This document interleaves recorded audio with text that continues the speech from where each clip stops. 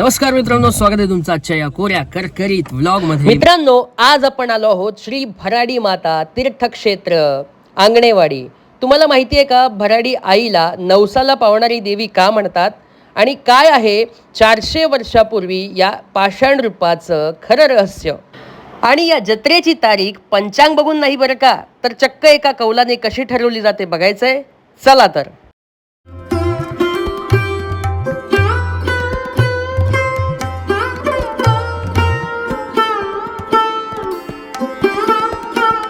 हा बघा, भक्तांचा महासागर. पाऊल ठेवायला जागा नाहीये, पण उत्साह मात्र गगनात मावेनासा. आंगणेवाडीची जत्रा म्हणजे केवळ उत्सव नाही, तर लाखो भक्तांची श्रद्धा आहे.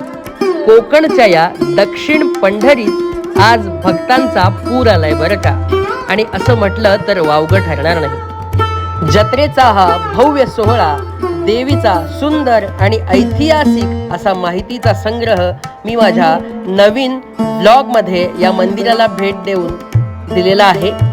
आपल्या चॅनलचं नाव आहे ऋषीमुनी. नक्की हा संपूर्ण व्हिडिओ पहा, अजिबात चुकवू नका.